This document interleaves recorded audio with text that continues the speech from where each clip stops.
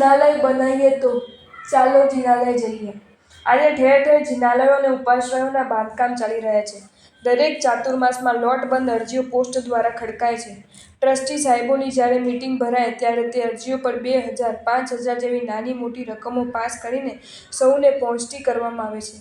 કેટલાક ટ્રસ્ટીઓ તો કોઈને આપવામાં સમજ્યા જ નથી. એ લોકોને માત્ર બેંક બેલેન્સ વધારવામાં અને અમે આટલા લાખ રૂપિયાના વહીવટ કરતા છીએ એમ વટ વારવામાં જ રસ છે.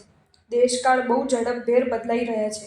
પૈસા સાચવી રાખનાર ટ્રસ્ટીઓને હવે વિચાર કરવા જેવો છે. સરકારની તિજોરી દિવસે દિવસે ખાલી થઈ રહી છે. સરકારના માથે પરદેશી દેવું એટલું વધી રહ્યું છે કે હિન્દુસ્તાન આખું વેચી મારવું પડે. સરકારની આવી દયનીય હાલતમાં ધર્માદા ટ્રસ્ટોની રકમોની જરાય સલામતી નથી. અડધી રાતે એકાએક કોક કાયદો પસાર થઈ જશે ને ધર્માદા રકમો બેંકમાંથી સીધેસીધી સરકારની તિજોરીમાં જમા થઈ જશે. છેલ્લા ઘણા સમયથી સરકારશ્રીના ધ્યાનમાં આ રકમો આવી ચૂકી છે. એમની દાઢ ક્યારની ડળકી ચૂકી છે. બિલાડી દૂધની તપેલી ભાળી ગઈ છે, પણ હવે તરાપ શી રીતે મારવી તેની જ રાહ જોવાઈ રહી છે. મહારાષ્ટ્ર અને દક્ષિણના પ્રદેશોમાં તો ક્યાંક અડપલા કરવાનું કામ સરકારે ચાલુ કરી જ દીધું છે. સરકાર પબ્લિક કેટલો વિરોધ કરે છે તેનું તારણ કાઢી રહી છે. આવી હાલતમાં કોઈ પણ ખાતાની રકમ જમા રાખી મૂકવી ઉચિત જણાતી નથી. જેમ બને તેમ તે રકમોને તે કાર્યમાં થઈ જાય એમ વાપરી નાખવી જોઈએ. દરેક અરજીઓ પર 1,000, 2,000 કે 5,000 રૂપિયા આપવાથી કોઈના કામ પૂરા થતા નથી અને વર્ષો સુધી તે મંદિરના કામો લંબાયા કરે છે. તેને બદલે કોઈ એકાદ જિનાલયને પોતાના ટ્રસ્ટ હસ્તક લઈને સમગ્ર જિનાલયનું નિર્માણ એક સંઘે કરી આપવું જોઈએ. દર વર્ષે જે કાંઈ આવક થાય તે બધી આવક સંઘે દત્તક લીધેલા જિનાલયમાં જ વાપરી નાખવી જોઈએ. આખા જિનાલયને જો દત્તક લઈ ન શકાય તો કોઈ 2-4 જિનાલયોને મોટી રકમનું દાન કરીને તે લોકોના કાર્યને વેગ આપીને તેમનું કાર્ય ઝડપભેર પૂર્ણ કરાવી આપવું જોઈએ. દેવ દ્રવ્યની રકમ જે સ્થળે આપવાનું નક્કી થાય તે સ્થળના સંઘનું બહુમાન કરીને રકમ અર્પણ કરવી જોઈએ અને કહેવું જોઈએ કે તમારો આભાર, તમે અમને આ દેવ દ્રવ્યની રકમનો આ સુંદર સદુપયોગ કરી લેવાની તક આપી. આવી રીતનો વહીવટ કરતા ટ્રસ્ટીઓ અચિંત્ય પુણ્યના સ્વામી બનશે. બાકી રોજે રોજ ધક્કા ખવડાવીને કાર્યકર્તાઓનું તેલ કાઢી નાખ્યા પછી રૂપિયા આપનારા ટ્રસ્ટીઓની તો શું હાલત થશે તે તો જ્ઞાની જાણે. ટ્રસ્ટી તેનું નામ છે કે જેને ભગવાન સૌથી વહાલા હોય.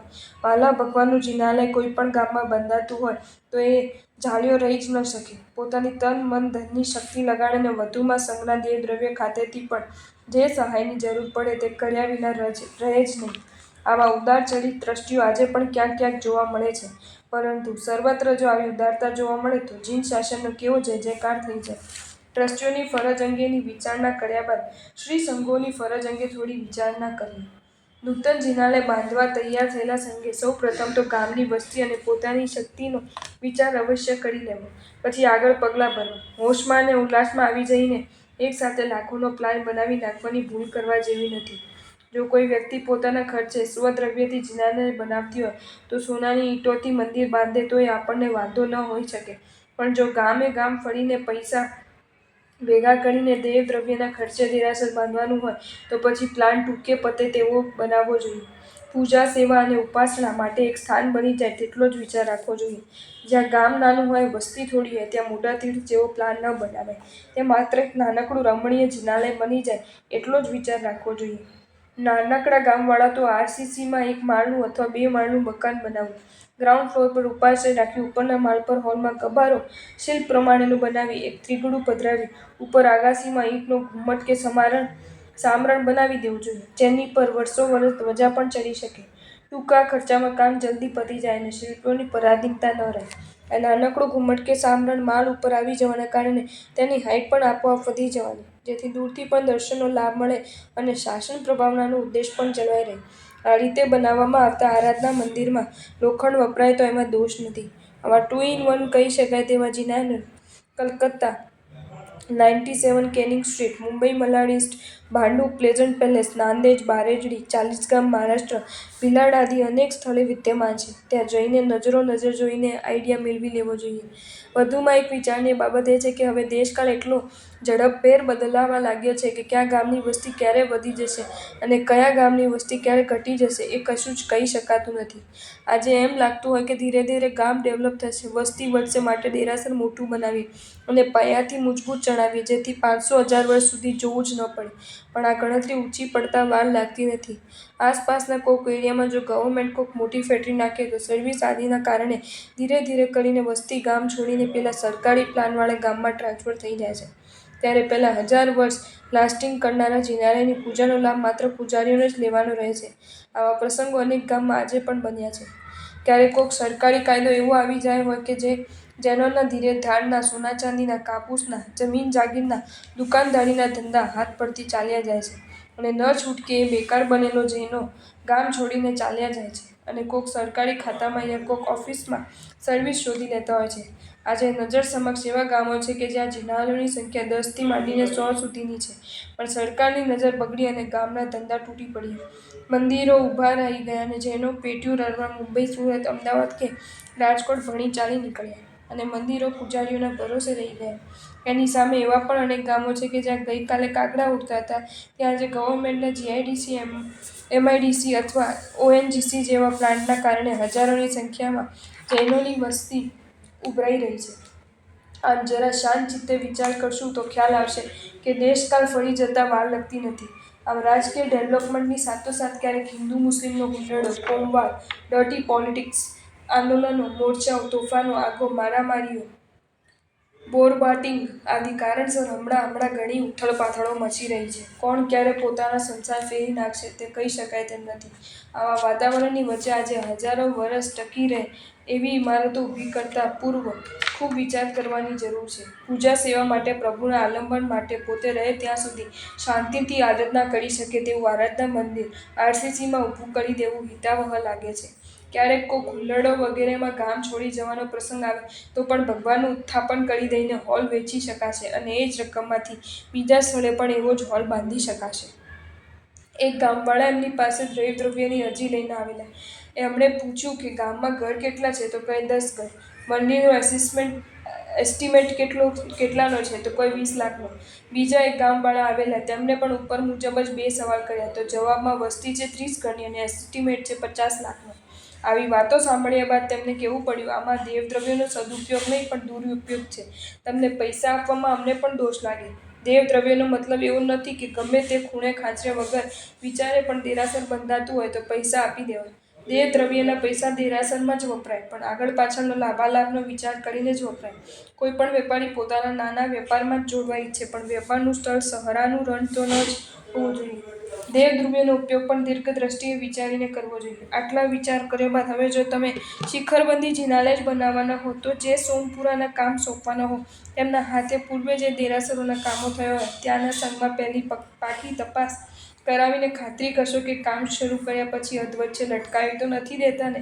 આજે ઘણા દેરાસરો આ રીતે અધવચ્ચે લટકી રહે છે. કામ શરૂ થયા બાદ સંઘ સાથે કોકના કોક વાંધા ઊભા કરવામાં આવે છે.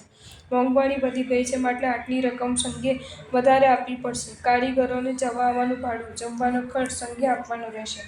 આવી વાતો ક્યારેક પાછળથી ઊભી કરાય છે. જ્યારે એગ્રીમેન્ટ કરવામાં આવે છે ત્યારે આવી કશી જ વાતો થતી નથી. માત્ર 10 લાખ કે 12 લાખમાં દેરાસર કરી આપશું એવી રીતે મોટી વાતો કરીને કામ સોંપાઈ ગયા બાદ નવા ઘણા ખર્ચાઓ સંઘ સમક્ષ રજૂ કરવામાં આવે છે અને અંતે મામલો બીચકે છે. પરસ્પરના મેળ તૂટી જાય છે અને દેરાસરનું કામ રખડી પડે છે.